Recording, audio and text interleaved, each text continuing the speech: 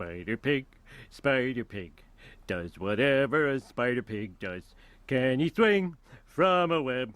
No, he can't. He's a pig. Look out, he is a Spider Pig. Live from Joe's mom's basement, it's the Stacking Benjamin Show.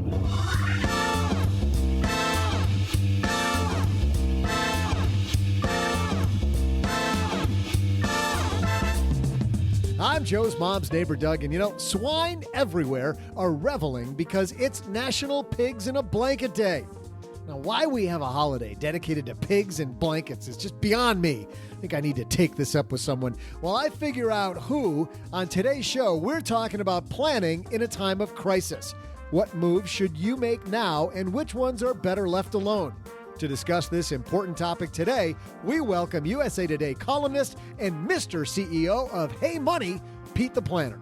And from the Afford Anything podcast, Paula Pant. And now, you might have heard of him before, but last but not least, it's some dude named OG. But that's not all. Have you ever wondered how to experiment with individual stocks without losing your shirt?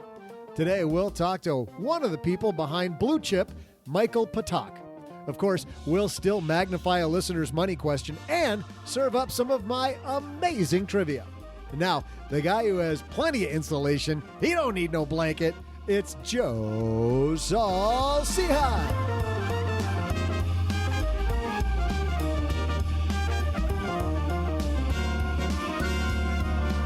I think it's a fat guy joke. Nice job, Doug. Hey, everybody. Welcome to Pigs Podcasting. I'm Joe Saul-Sehy, Average Joe Money on Twitter. And joining me across the card table for another day, 6 feet away from me, Mr. OG. Pigs Podcasting. I'm finishing out the last little remnants of Easter candy. That's what we're working on. You were gobbling those things down before we hit record like it was nobody's business. Getting the sugar going. That's good. Yeah, a little energy. You know, it's a Friday. Nobody really wants to be working anyway. So, you know, you got to. Good point. Yes. But now I'm going to have pigs in a blanket tonight for dinner. So. Mm-hmm. And a woman who it's good to see. She's got more energy from outside Las Vegas or inside somewhere around Las Vegas. It's Paula Pant. I have more energy. I've got my energy back. I'm sitting here drinking a vegetable juice and I'm pretty much back to health. I think coughing a little bit, still taking cough syrup. But other than that, I'm solid. I'm normal again. I think vegetable juice, number one, vegetable juice and I'm solid don't go together. I was going to say, I think you still have something wrong. I think it's not good. But then number two, vegetable juice is kind of an abomination, isn't it? Oh, so I make my own because the stuff that you buy at the store, I think is just not good enough. I made this in a blender with carrots, celery, green leaf lettuce, scallions, tomatoes, and 16 drops of hot sauce. But how much tequila? Let's cut to the chase, Paula. Yeah, not only, OG, does she like vegetable juice, she's a vegetable juice snob. I make my own. Yes, I made my own. Right. Like, you can see it, and I thought it was a chocolate shake. I'm like, right on. Right, chocolate shake for podcasting. I like it. And a guy back to save the podcast. It's about time we have him back. I love it every time he's here. Our good friend from Indianapolis, Mr. Pete the Planner's here. How are you, man?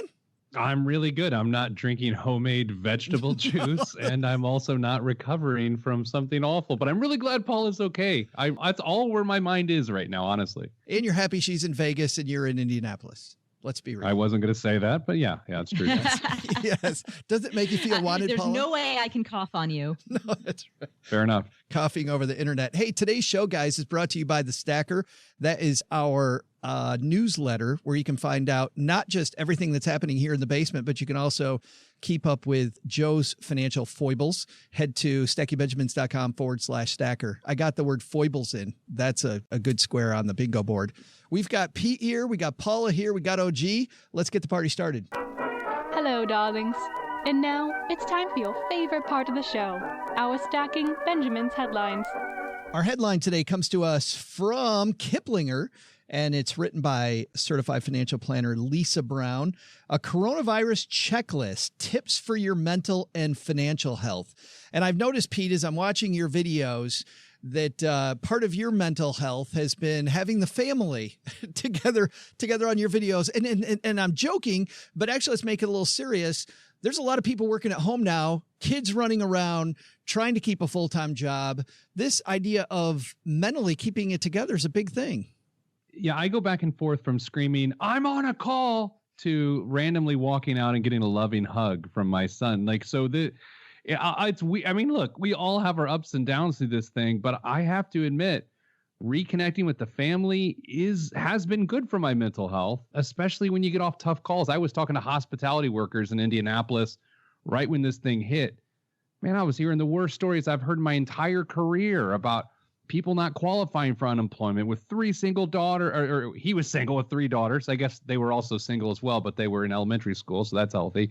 But awful stories. And so, yeah, Joe, I think we all do whatever we can to find some peace of mind with this thing. Yeah, and I think, Paula, on the other side of that, talking to people living alone, I mean, we were all worried about you being alone with coronavirus, number one, but also talking to my friends that are alone, staying out of your flipping head during this thing gets more difficult every day, I would think. It does. It does. So, yeah. So first of all, when I was sick with coronavirus, the hardest part about living alone was at the times in which I was too weak to really get out of bed, not having somebody who could just bring me a Tylenol or bring me a glass of water. That part was really tough. But yeah, I've read so many people who have said like, oh, I feel sorry for the people who live alone at this time of social distancing and home isolation. I've actually really been enjoying it. I'm kind of naturally a homebody anyway.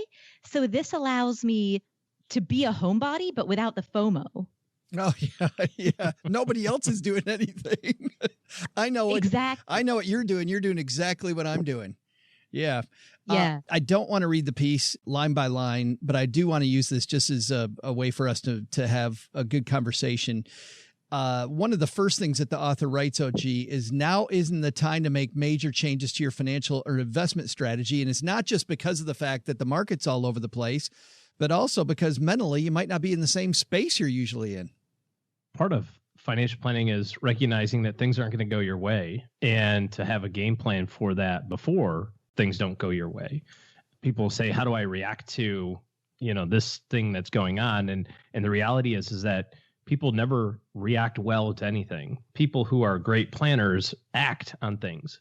And part of your plan before this, hopefully, was some stress testing and hopefully was a little bit of what if planning. What if things don't go exactly according to plan?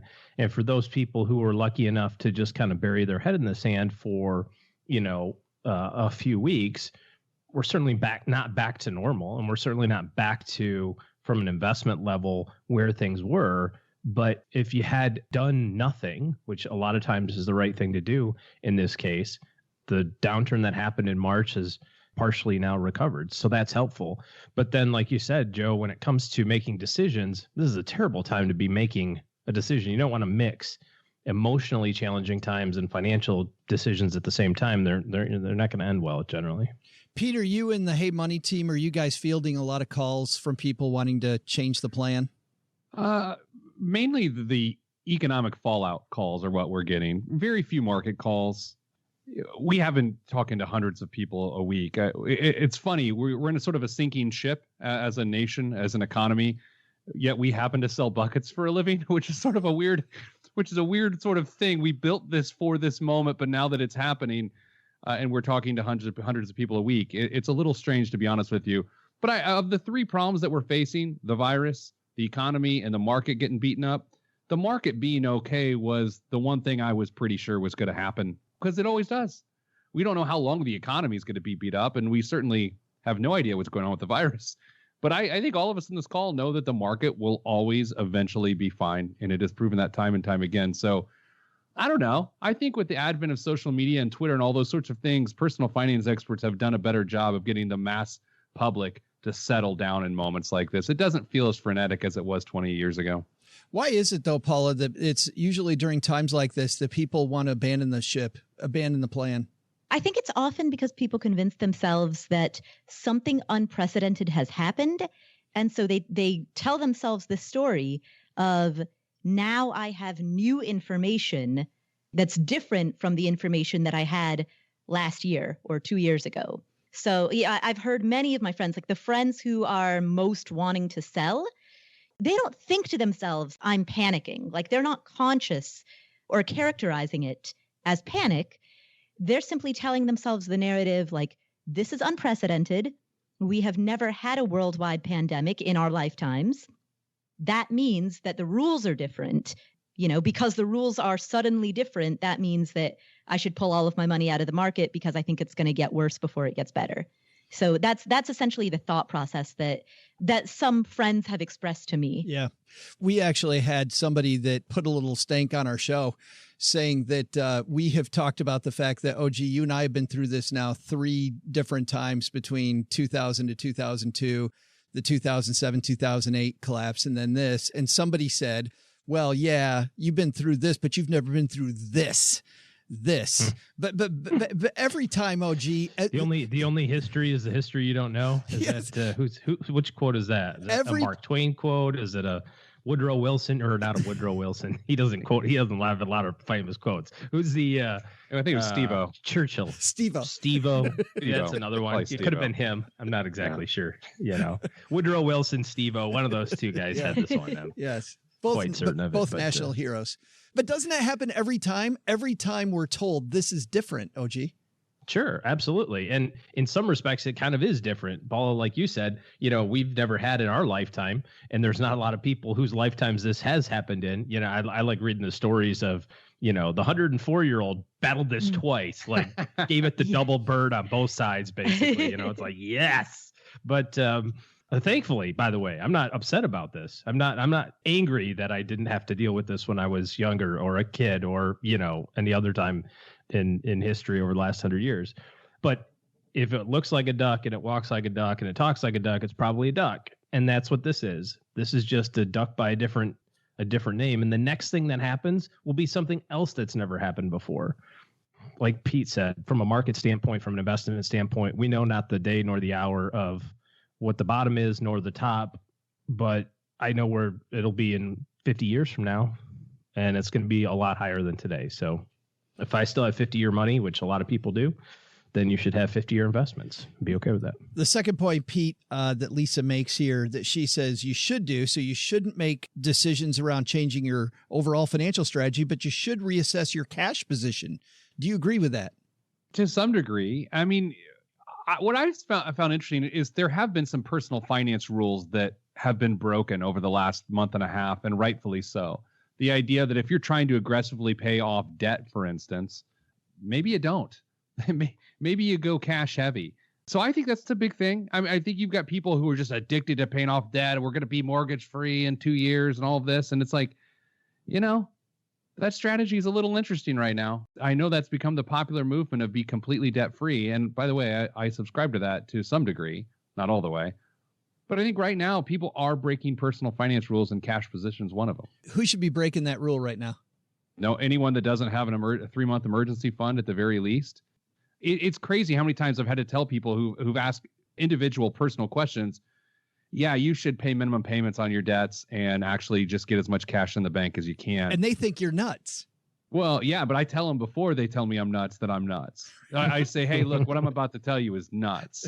And I pre-apologize to everyone.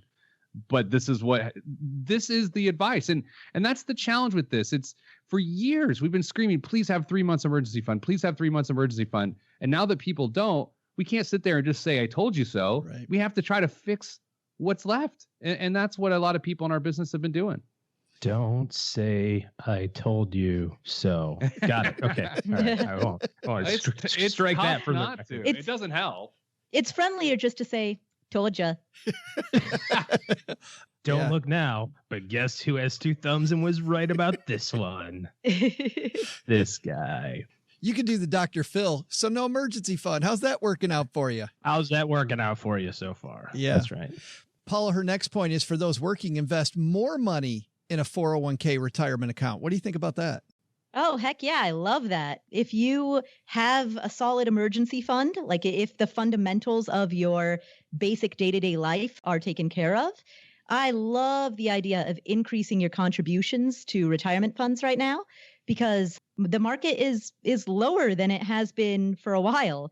So you can pick up index funds at a cheap price right now.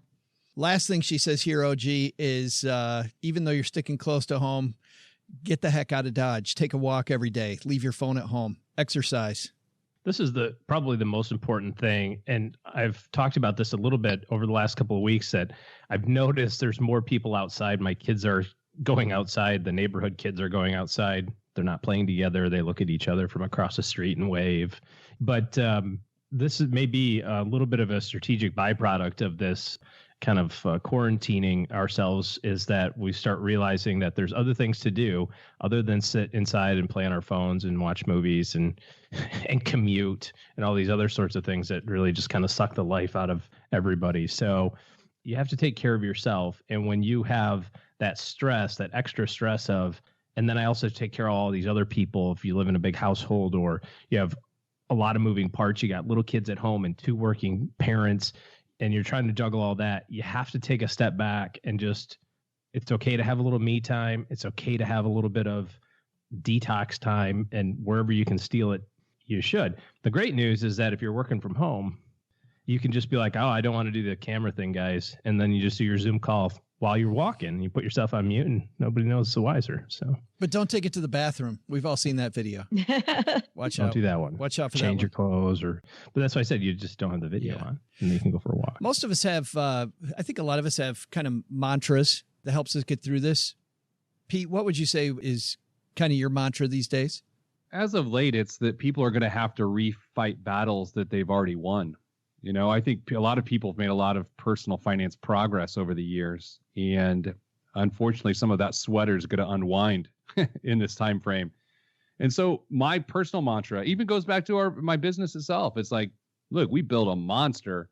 Yes, it's getting affected by like everything else, but we're the people who built it, so we can build it again. And I think just the general person needs to understand, maybe you paid off a ton of debt. Maybe you built a rental property empire.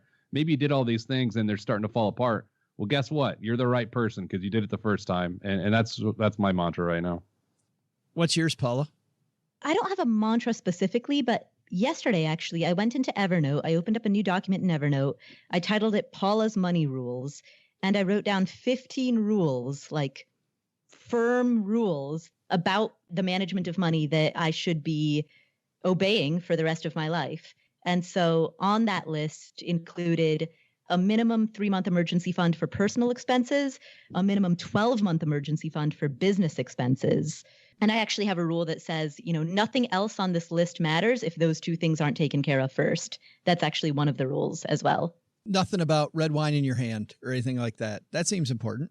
Or vegetable juice. Vegetable juice. There's I got that wrong. Linkage there, Joe. Get with the times. I know. You got to keep the storyline intact for crying out loud. I do. Because Focus. I've had coronavirus, I've actually not only been alcohol-free for a month, I've been caffeine-free. Oh. Caffeine-free since March 20th. I'm laughing because badges of honor. I'm not exactly sure. I really got to be honest. but I'm laughing because if there's one time to go through that caffeine withdrawal headache, it's while I have coronavirus. I'm so busy sweating and wondering if I'm going to live tomorrow that I don't even notice the fact that I got a caffeine headache. I mean, I was too sick to drink a cup of coffee. Yeah. And then once I recovered, I was like, wow, I'm the type of person who can't start her day without coffee. So once I recovered, I was like, let's see how long I can keep this up. Yeah. Yeah. I can't. Well done. I can't do that. I got to make sure I never get it because I couldn't do that. Well done. Yes. I was thinking one of my personal beliefs is if I'm going to be sick, I might as well be drunk. Yeah. So I just feel like I would have been drunk and with coronavirus at the same time.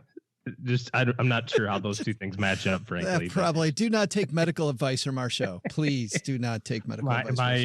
That's my medical advice mantra. My my coronavirus one or the pandemic one is what I've been putting on every email is be of good cheer. There's God darn it. We were talking about social media and stuff like that, and I can't stand everybody who, there's so much political, vitriol between everybody on this. There's so like, how about we just get better? Can we just do that? Can we all just like tie a yellow ribbon around the tree, try to like have 4th of July be a good party where we all lock arm in arm that's not 6 feet apart for once? Oh, yeah. And it's partly because we're all in such close quarters now with people that we don't necessarily like. Could you imagine? This is a little side note. My in-laws were going to come down in March, and we're like, no, you should probably stay. Holy, dodged a bullet there. I mean, I love them, but can you imagine they can't go home? Like, do you kick them out and make them live in the street or something? I don't know. So just be kind, everybody. You know, be kind to your neighbor virtually and your kids and your family.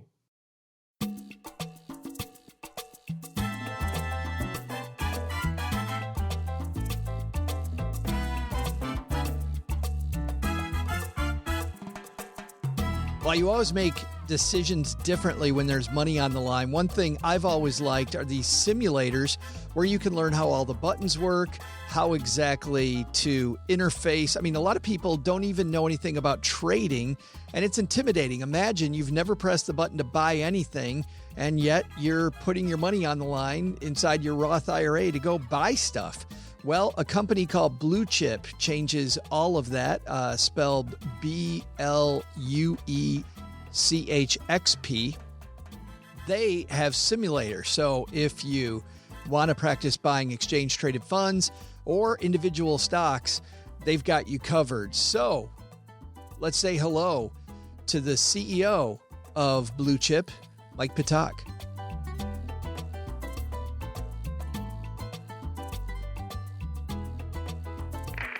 And on my dad's shortwave, it's my new friend, Mike Patak. Mike, how are you, man? Doing good. How are you today? Well, I'm fantastic. I love this idea, especially, and I don't have to tell you how the market's been lately, Mike. You're on top of it much more than I am. But especially in this type of market, I think it makes a lot of new investors feel uneasy. Somebody that doesn't know how brokerages work, they get all worried about it. So I think it's the perfect time to talk to a guy like you. But what I want to do, what I like doing, is hearing about origin stories. How did you guys actually come up with BlueChxp? Tell me about how you got started. Well, I got started the story goes way back to when I was a kid trading. I lost three $30,000 trading accounts Holy moly. Yeah, before I ever learned how to trade. I grew up in Nebraska, always the last people to know, nothing against Nebraska, but I had nobody around me that knew the markets or anything like that. But TD Ameritrade, which was just Ameritrade at that time, opened up, and I dropped off. I had a vending machine company. I was an entrepreneur and all that kind of stuff. So I dropped off 30 grand here and then 30 grand over the course of since I was 18 years old to about 23 years old. I lost $90,000. That was trading in the live markets. And I remember getting baptized by fire. Literally, I was just like, man, I'm getting crushed. I love trading. I'm having big swings, but I had no discipline, no risk management, anything like that. How can you, just to stop you for a second, yeah. How can you lose $30,000 on 3 separate occasions and still enjoy it? It was over time. I mean, one of them was the pump and dumps. I mean, I started trading in 98, 99. Things were really moving back then. Sure. I graduated from college in 2002. And I still wanted to trade. I was out of money. I had to sell my vending company to pay off one of my 30,000s because that was a line of credit that I pulled out. But long story short, on that one, I moved to Chicago and got with a prop firm here. And they put me on a simulator. It's the first thing to go. You're hired. We're not paying you. You got to show us on a simulator you could trade, and we'll flip the switch live. I remember being like, hey, what do I got to do? They're like, you got to show us a $300 daily average without losing $300 in a day. And that little 1-to-1 risk reward ratio at the time was huge. For one, it threw me back. I'm like, okay, I traded bigger than that. And I remember the guy who hired me goes, hey, there's a reason why you're here. So you're hired, show us this on a simulator, we'll flip it live. And I proved that out, and I found out the importance of learning on sim. A lot of people don't know what a prop firm is. Can you just tell us what that is, what you're talking about? Yeah, it's basically you have the opportunity to trade somebody else's money. So you come in there, either they hire you based on a resume, they hire you based on they know your uncle, they hire you based on your own performance. And this firm hired you on if you could showcase your abilities on a simulator trading the market that they were going to back you on. They would put the money behind you and you would split your profits 50-50 with them. So you had no risk on the table, but you did have to prove yourself. So I did that and I proved myself and I became a prop trader for them. Tell me about that on a daily basis. How high would your blood pressure get, or did you get pretty good at controlling that? Well, I guess it was like the first time I really started watching my downside. I never really watched my downside too much. I always had this ego of it's going to go up, it's going to go the direction I want it to go. I never really had stops in the early days. And it wasn't until I started watching my downside and them saying, hey, you have a $300 daily loss limit. When you hit this, your whole system locks you out and you can't trade anymore for the day. You take the train into work, take the train back home. That costs you money. You're not getting paid. You had to pay for lunch.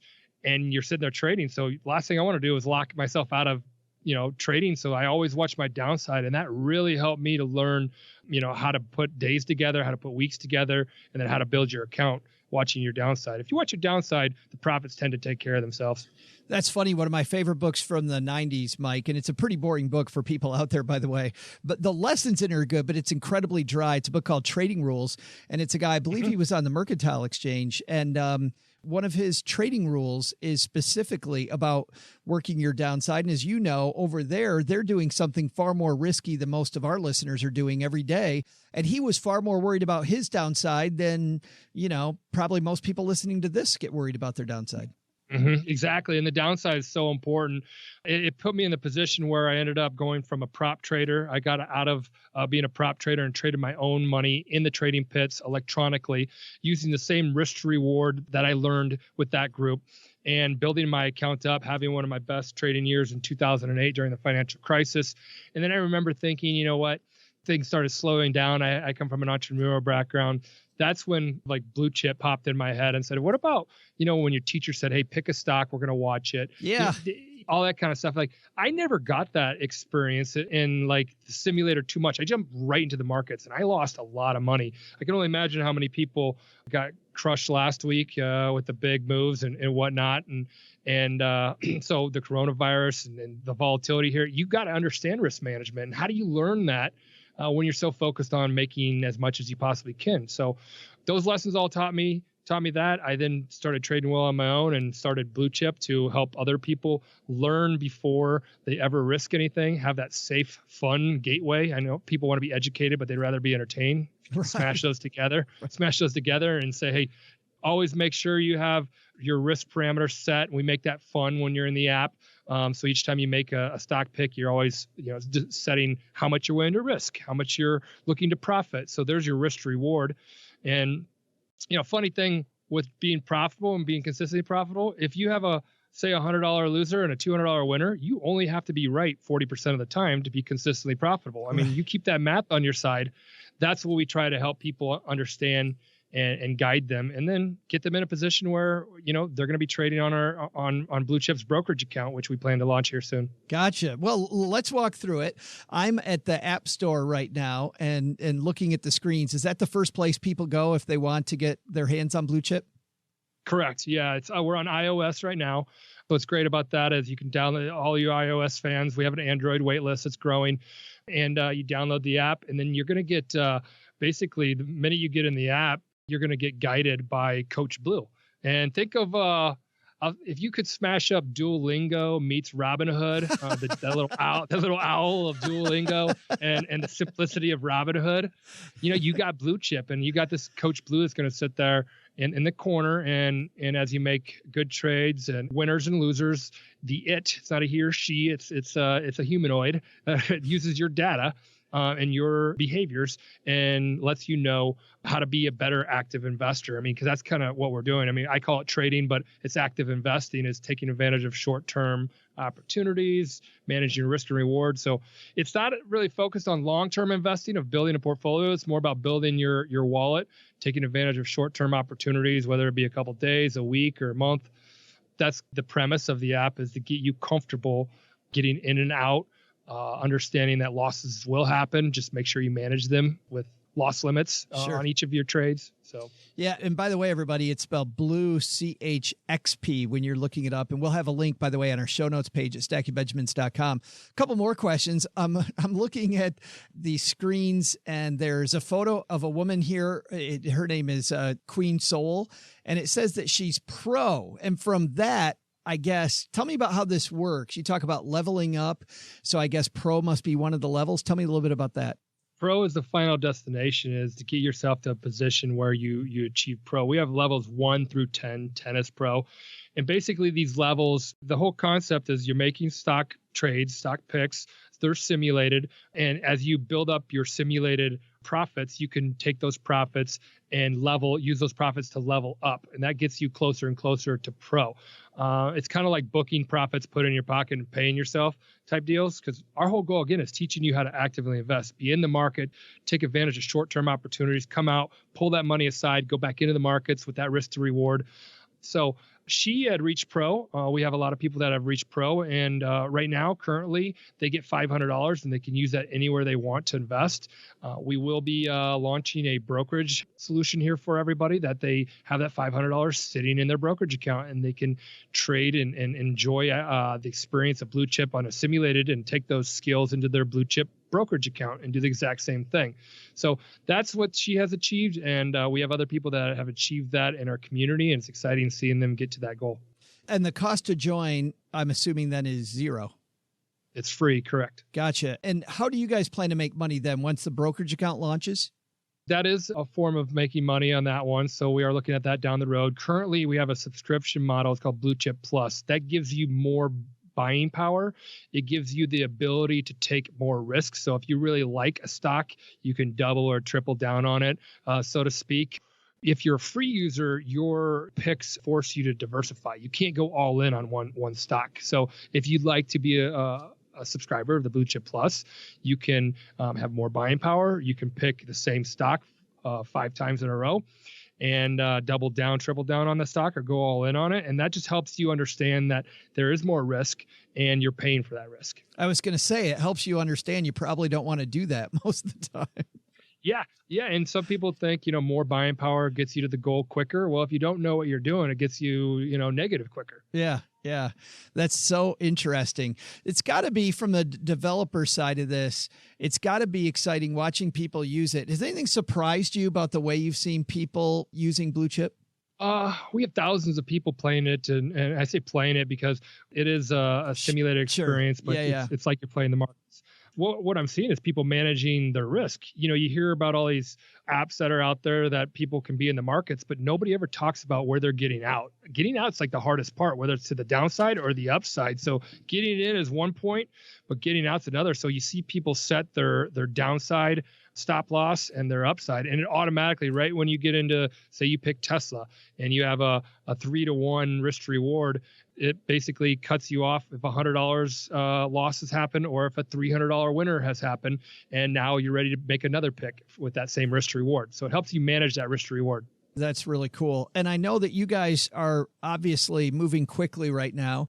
You already said that Android is coming, brokerage is coming. Is there anything else that you're excited about, that are features that you're playing with that people might see? Features, well, there's the Coach Blue, and that's the really exciting part, is our virtual trading coach. Coach Blue is going to be a little bit more engaging along their path. Right now, he's kind of in the onboarding experience. He's going to be along the path as you have, say, 3 losers in a row. Coach Blue pops in there and says, hey, take a break, Joe. You're affecting your win rate, and you want to keep your win rate above 40 with a 2-to-1 risk to reward to be consistently profitable. Why don't you go take a 15-minute break? So letting you know these type of things is what you don't get anywhere else. Eventually, we'll have, using the other community data to say, hey, so-and-so leveled up by doing this, or so-and-so became pro today with this type of win to reward. And it helps you understand risk management. That's what I like about what we're trying to do here. We're focusing on helping people manage their risk, being risk conscious when they go into the markets. It's so interesting. I love the fact that people can get their feet wet and learn about trading, especially in these markets. And I love the fact that you can make some really bad mistakes and not lose your ass. I like that. Mike, thanks a ton for hanging out with us for a few minutes and talking about Blue Chip with us. And everybody, by the way, we'll have a link to Blue Chip again on our show notes page at stackingbenjamins.com. Yeah, if you want to check it out, you can use we got an invite code for everybody here. Oh, called cool. Stacking Benjamins. Yeah, just type in Stacking Benjamins. You'll be given some nice perks. Awesome. Cool. And we'll have that link on our show notes page at stackingbenjamins.com. Great stuff. Thanks for having me on. Hey there, trivia fans. I'm Joe's mom's neighbor, Doug. I know all of you get a kick out of the holiday calendar that Joe's mom gets me every year. But for crying out loud, I mean, pigs in a blanket day? We're in the middle of a global pandemic and we're worried about making sure that pigs have blankets? Do pigs even need blankets? These people. I think it's time for me to write a note to the official holiday creators and get this day removed from being an official holiday. Hey, what are these? Huh. That's pretty good. Oh, man, that's pretty good. These little hot dogs and inside these Pillsbury rolls. Wow. Hey, here's your trivia. Companies make lots of money by using characters. So how about this one? What year was the Pillsbury Doughboy introduced? While you think that over, I just came up with a great idea for a snack. All right. For those of you new to this show, we have a year-long competition between Paula, OG, and Len. And today, Pete, you're playing the part of Len Penzo. Congratulations. Sorry, Len. This is going to be bad for you. You guys, by the way, have very similar hairstyles. I just have to say. You and the you no and hairstyle? Very much. The score so far this year, OG has 6. Len/Pete today has 5, and Paula is all the way up to 3. Woo! Making a move up. I'm catching up. Making a move up. All you had to do was sweat it out. That's what happened. You got that temperature up, and now the brain's going, and you're good. So that means, Paula, you get to decide first. Are you going to guess first, in the middle, or last? I will take the last guess. Pete, you're up next, and we've changed it since the last time you were on. Now it's just closest. It's no longer closest without going over. Okay. So would you like, and I know that makes all the difference in the world, and I know you're way uptight about this, but would you like to go in the middle or first? I'll take the Jan Brady slot, the middle child, please. Right. And OG, that means you're kicking it off. Pillsbury Doughboy made a lot of money for that company. Well, probably not personally, but helped them make a lot of money. What year? Let's see. Pillsbury Doughboy. That seems like something that could have been around a long time, like the Mr. Peanut guy, that they killed, and then is he resurrected now? He came back as like a baby peanut, didn't he? He's back. Yes. They killed him and they brought him back, like Sherlock Holmes. It was a very important like a small peanut, line. though? Is he a baby peanut? Is that the deal? I'm not sure. It's not the size of a peanut. Yeah. On to Pillsbury Doughboy. Let that go across the plate. So I'm going to say 1931. 1931. Pete? I just get this image of like the Pillsbury Doughboy talking about baking up war bonds or something. Just like, war bonds. So I was thinking in the same area. Oh man, it's just too tight. But I'm going to go 1925. 1925 for Pete. So Paula, interesting. So closest. The rule is closest. Oh, here we go. So I'm going to guess 1932. 1932. And that way I capture anything that's after that. And at the very least, it'll be very difficult for OG to amass a bigger lead on you. At least keeps the leader at bay. Maybe. All right. Well, you know what we do here? We would tell you the answer, but we have to make you wait. We're going to be right back with that. Well, hey, Stackers, let's take this moment to talk about the Stacker. which is our newsletter. And not only do I want to talk about the newsletter here today, I want to talk about all the stuff going on in the basement, because we've been working hard to try to make sure that you have the resources that you need to go forward. Of course, another round of the PPP coming out. So we are right now actively thinking about that for all of you small business owners. Of course, we're also worried about the fact that you're stuck at home. So what better use of your time than to do some decluttering? And that's why we had Tracy McCubbin on last week. And of course, people looking at all kinds of investment opportunities or maybe traps, which we think is the case with oil right now. A lot of people going to get their fingers burned buying oil this last week. And that's why we talked to Dr. Daniel Crosby. Of course, healthcare is on everyone's mind right now. That's why we had Scott Heiser on. So if you're not a member of our YouTube channel, you definitely want to tune in to that. Just go to YouTube, put in Stacking Benjamins, and subscribe. And of course, you'll find out when we go live over there at The Stacker. And by the way, besides that, when you subscribe to The Stacker, I know some of you are still waiting for an episode where I detail Cheryl and I talking about our budget line item by line item. It's actually super easy. It's a super short email, and it's coming this week for those of you caught up. If you're not caught up, you'll start at the beginning where we talk about starting off the next 12 months right. And we talk about setting your goals in all different areas of your life. And then next, after that, in email number 2, we talk about launching your financial rocket and really what the main thing is that I think fuels your financial rocket. So all the resources, what's going on in the basement at the Stacker, stackingbenjamins.com/stacker. It looks like we're going to have another busy week here in the basement. Catch all of it at stackingbenjamins.com/stacker. So OG, you kicked this thing off in 1931. Sounded really good until Paula got in the game there. Yep. Oh, well. Pete, but the good news I guess I got 1931 to 1927. Is that my range, or 1927 and a half? You got 1927 and a half. So Pete, you got 1927 and before. If this thing was created in 1482, you won. Man. You got it. You got to feel good about that. I feel as good as Christopher Columbus did about having 3 ships, apparently, allegedly. And then Paula, any day after 1932 is yours.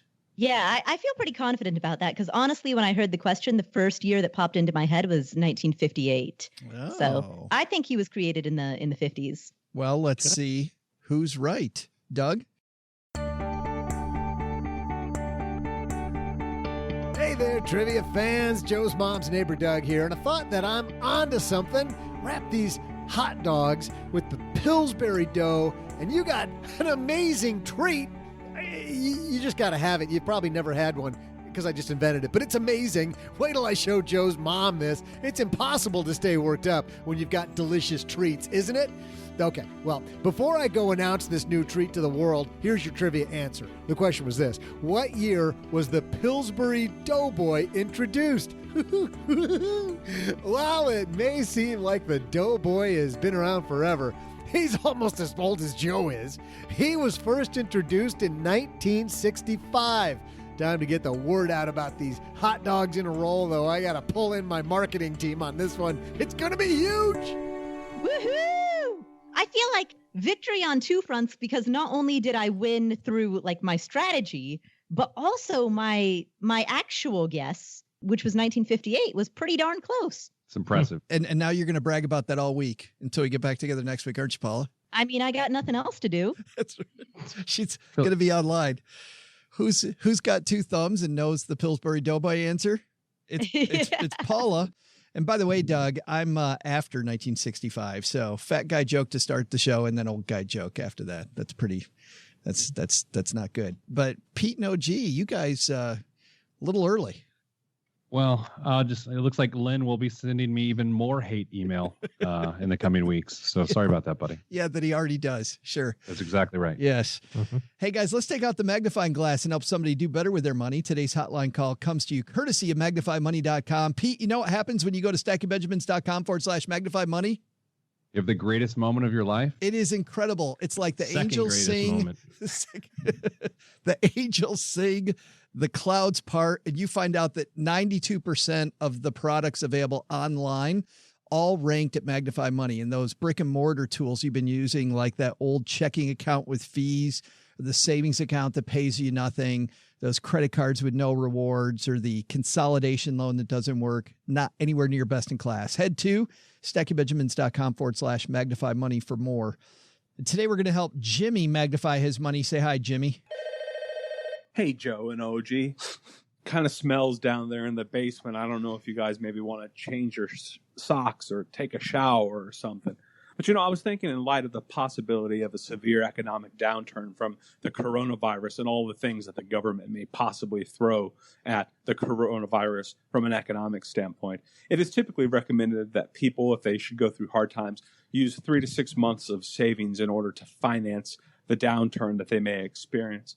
However, I was trying to think outside the box and say, hey, if the entire ship possibly burns down and we go into severe recession or depression, wouldn't it be better to use other people's money instead of my 3 to 6 month emergency funds? Wouldn't I be better off using personal lines of credit and credit cards in order to finance things such as job loss and other disruptions to my economic life? The way I feel about it is that I would rather touch and use the bank's money over using my personal savings or 401k or brokerage account for absolute worst case scenarios. I feel like those things should be my last line of defense. And before I get to my cash, that I should have used everybody else's money before I touched mine. Maybe that's a little shady. I don't know. But hey, you guys live in a dark, dingy world. And I thought maybe you could give me a hint or two. So anyway, this has been Jimmy. I look forward to maybe listening and taking your advice, possibly. Well, I don't know about that, but I'll consider it just the same. What do you say? What do you say? Thanks, Jimmy? Do I say thanks, Jimmy? Thanks, and then like a promise to change your socks. Thanks. Yes. Yeah. Well, that's OG socks. We already know that. I mean, let's be real here. So, Pete, you're the guest. Let's start with you. Using somebody else's money before you raid the emergency fund? Well, there's two types of people in this world. On Halloween, when you go out trick-or-treating with your kids and you leave the bucket of candy on your porch and you put a sign that says, grab one piece of candy, there are people who will grab one piece of candy and there are people who will empty the entire bucket into their bag. I am a grab one piece of candy sort of person. So this is to say, I am not a fan of strategic default. I am not a fan of going through someone else's money prior to your own money. I grew up in Speedway, Indiana, steps away from the famed Indianapolis Motor Speedway. I'm an ethicist. I will use my own money first and die on that cross. Amen. Are you implying that Jimmy might be take the whole bag of candy and dump it into his bag guy? I think he's break into my house and take the reserves sort of guy. But, that's neither here nor there. No judgment. This is a no judgment zone, right? No, unless it's OG's feet. And then we have a problem. Right. Paul, anything to add there? So I view an emergency fund as it's there so that you don't have to rely on loans or debt, right? It's there as a preventative measure so that you don't have to put your basic expenses on a credit card with a double-digit interest rate. So to me, the whole point of an emergency fund is that it provides you a defense or a first line of protection from using other people's money, using loans. Yeah, because I think to myself, if let's say the worst case scenario doesn't happen and the economy continues tomorrow, I got to pay all that stuff back. Yeah. Or I do what Pete said, and I default. And then is it my cash gone anyway? I mean, doesn't my cash all get taken anyway, no matter which bankruptcy protection you go for? I try not to be an expert in bankruptcy, but I think it does go away. Yeah. OG? Yeah. My first thought was, what the f*** is wrong with some people? No, I mean, I don't know. I certainly hope that this was kind of like a little bit of a joke. It kind of felt like it, maybe. Like it was just like, hey, I want a free T-shirt, so I'm gonna make something up and, see if I can get a rise out of the team. Mission accomplished. Good job. But I just can't even understand why this would be illogical, even if. I guess take out I'm going to file bankruptcy on the back end, and let's assume that there's no dominoes that fall because of that, which we all know that there's like 42 million other things that can go wrong with that scenario. all you did was just take your living expenses and add an extra 15 or 20%, like Paula said, to it. So that doesn't make a lick of sense to me. I can pay for 1 cheeseburger today, or I can pay for 2 cheeseburgers tomorrow, but still only eat 1 cheeseburger. Like, I just don't understand how that would ever make sense to anyone ever. And then if you do the whole, like, I'm going to default thing, the government's not stupid. They take all your stuff. They can't take your IRAs and retirement accounts, but they can take all of your brokerage account money. And you know who the first person that gets paid out of that deal is, right? The attorney, because they're pretty smart. They go, I'll file this paperwork for you as soon as you cut me a check for like $5,000, you know? So you're out additional money. And then you go to the court process and the judge goes, what about all this money you got? And you go, I didn't want to use it. And he goes, well, guess what? Today's the day. And your credit's ruined and you can't get a job because they're going to look at your credit reports for jobs and your car insurance goes skyrocketing high because people who have bad credit are also terrible drivers. I mean, like, there's so many other things that go wrong with this idea. Not to mention that you're a total asshole if that's what you think, that you should rack up credit card debt and then go default on it as a means of living. You know, there are people out there who unfortunately are going through that, right? They don't have any emergency fund. They don't have a job. They don't have a way of putting food on the table. And right now they're thinking about, like, how am I going to make that $74, minimum payment right now?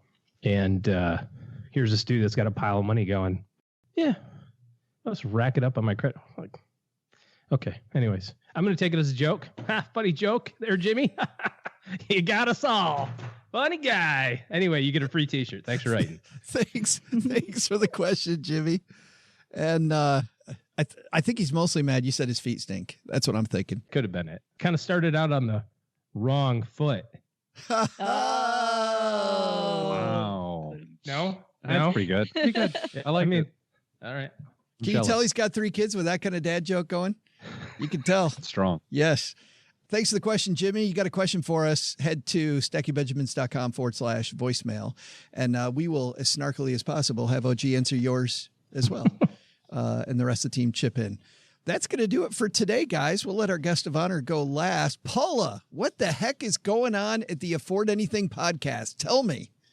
On the Afford Anything podcast, this week we had a guy by the name of Joe Saul-Sehy. Woohoo! Join us on the show to answer lots of questions, including a bunch of questions that we got about the current economic crisis. Is there a crisis? Is there a crisis? Yeah, there's a thing going on right now. I don't know if you've seen the news lately, but there's kind of this thing. Anyway, you'll probably hear about it soon. So Joe, you join me to talk about that. And also, we've started this new segment called PSA Thursday, where every Thursday we roll out a bonus episode in which we talk about how to handle these modern times. And so this week we talk about the market. Like, let's make some sense of the market. What's going on here?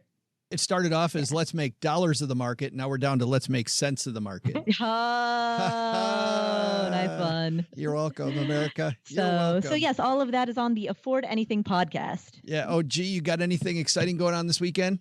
Actually, I do. My oldest kid turns 13 on Sunday. Oh. So he is going to be a quarantine. Oh. Boo that man. Boo that man. We just can't stop. It just is so horrible. Yep. Pete, after all that, Huber, I bet you're so happy you joined us again. It's really one of the deepest pleasures I've experienced in the last 25 minutes or so. Yeah, you're welcome, Pete. You're welcome. So tell us about Hey Money, my friend. What's going on there?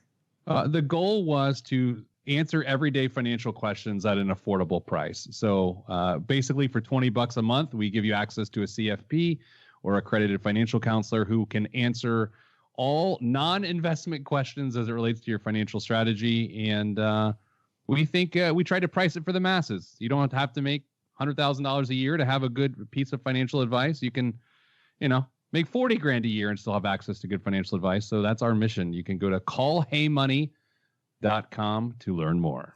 And rumor has it, you have a podcast. The Pete the Planner Show is now in its, I don't know, it's 10 years. I don't know.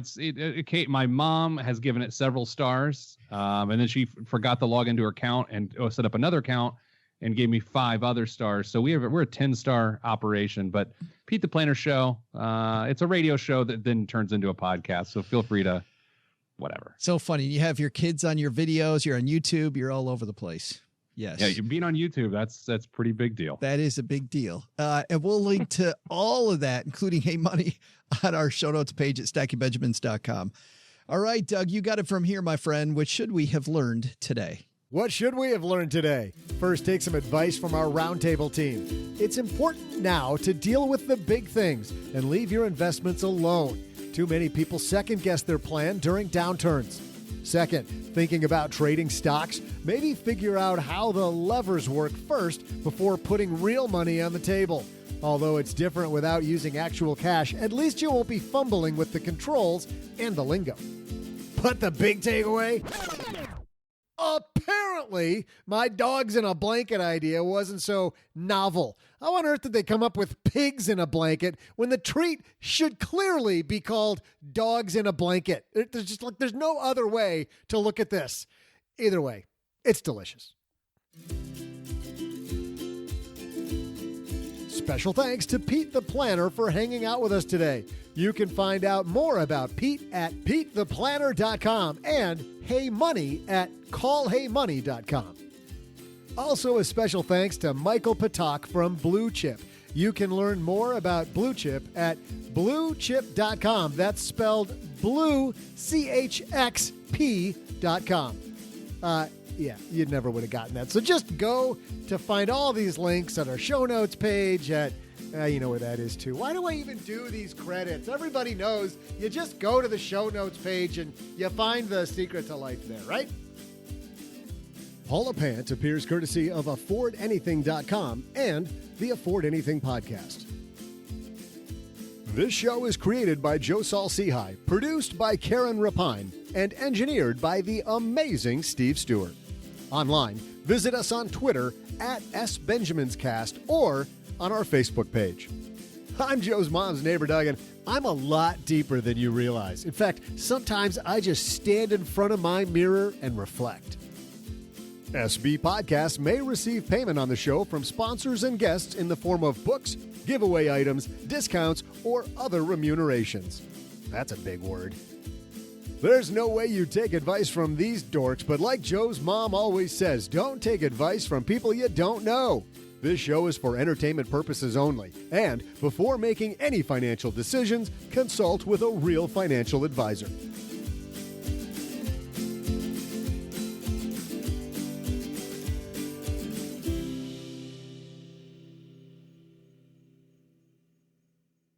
What are you still doing here? The show is over. Go home.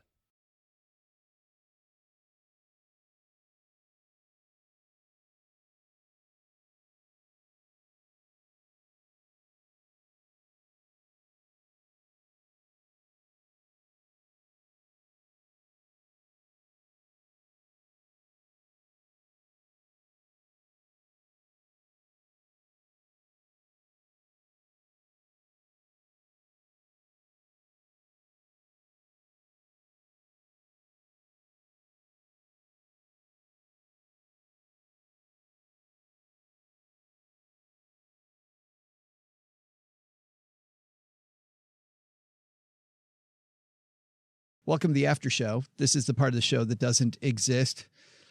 Miraculously, Doug just came up with this new idea called Pigs in a Blanket, which always kind of, I thought that was just a weird thing, pigs in a blanket. But because hot dogs are not all pig.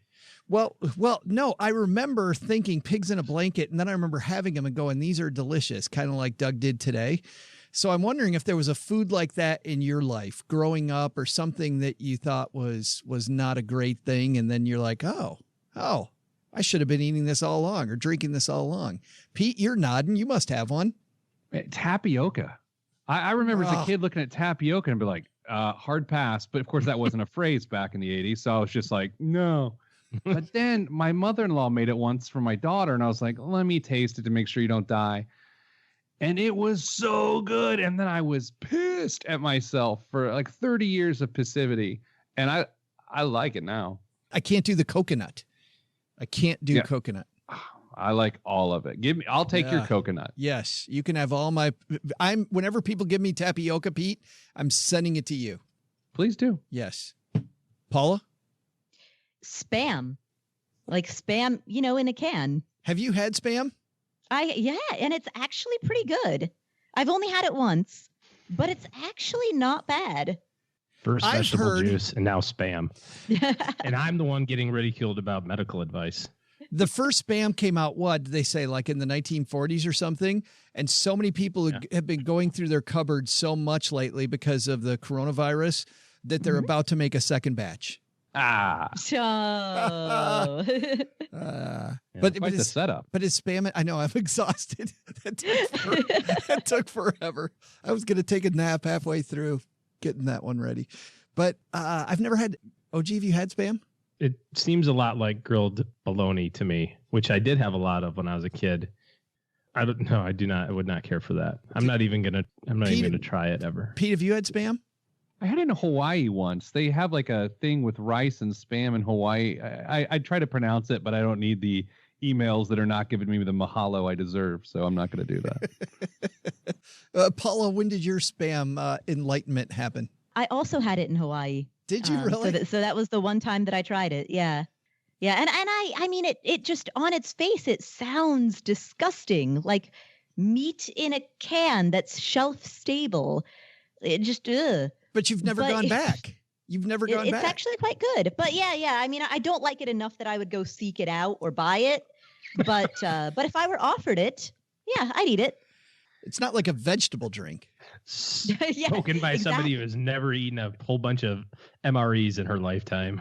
and when you get the meat one, you go, oh, man, I'll trade you for some crackers or something. Yeah. Oh, OG, got a favorite?